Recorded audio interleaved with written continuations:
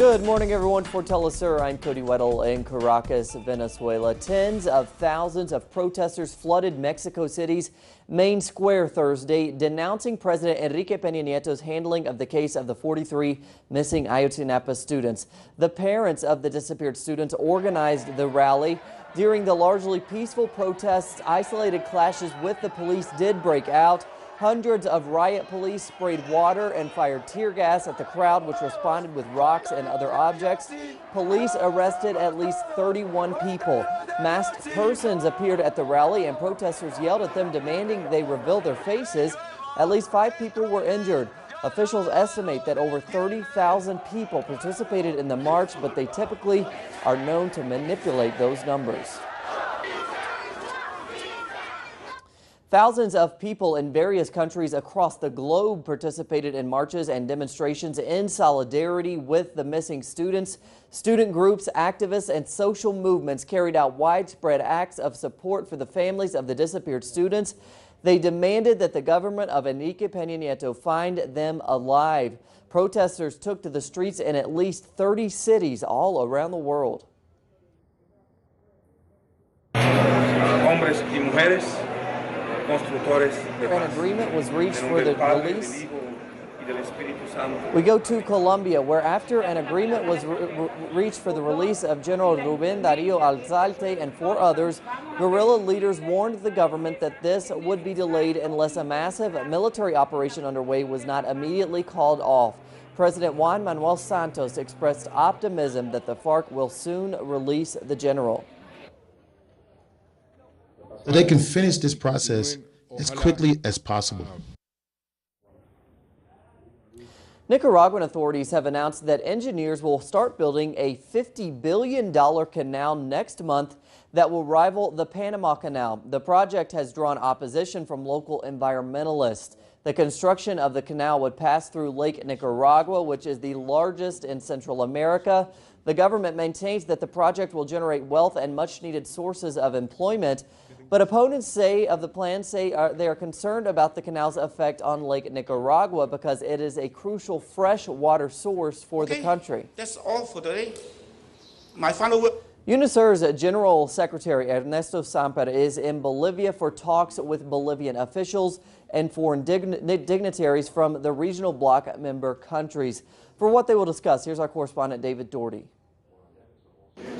Ernesto Samper, currently General Secretary of the Union of South American Nations, UNASUR, arrived in Bolivia for meetings with government officials and foreign dignitaries, planning the regional bloc's next meeting to be held in Quito, Ecuador this December. The countries of UNASUR are showing that social inclusion and economic growth are not incompatible. Moreover, it is absolutely indispensable in order to grow. We must begin with social inclusion and in this way give a greater capacity of life for all of the population. Samper held meetings with Bolivia's Vice President, Supreme Electoral Tribunal, and Foreign Minister before traveling to Santa Cruz to meet with UNASUR bloc member countries.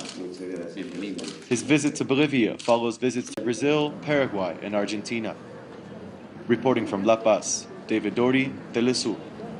And we go to the U.S. now, where President Barack Obama has announced an extensive new set of executive actions during a primetime address on Thursday. Now, the new measures will give legal status and work permits to 5 million illegal immigrants.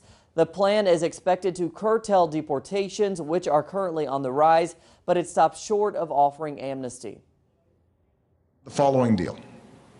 If you've been in America for more than 5 years, if you have children who are American citizens or legal residents, if you register, pass a criminal background check, and you're willing to pay your fair share of taxes, you'll be able to apply to stay in this country temporarily without fear of deportation.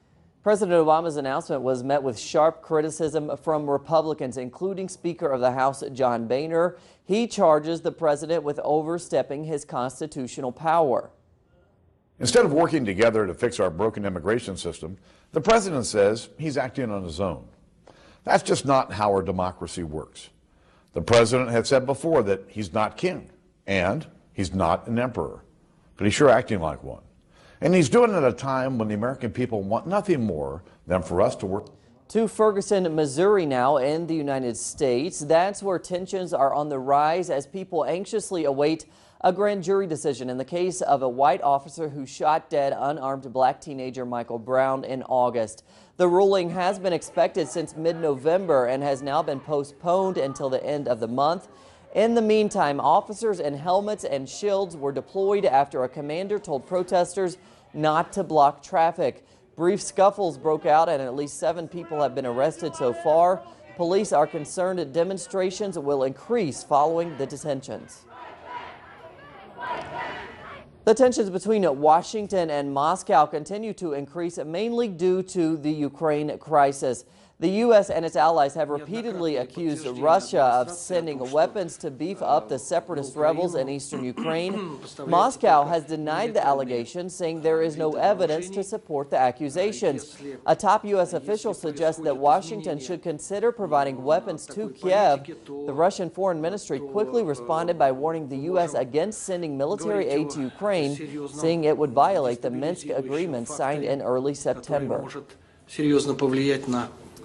And we end this morning taking a look at sports. The 6th day of the 22nd edition of the Central American and Caribbean Games centered on ping pong, skating, and equestrian competitions. Colombia and Venezuela are in an intense battle for 3rd and 4th place, while Mexico continues to dominate the games.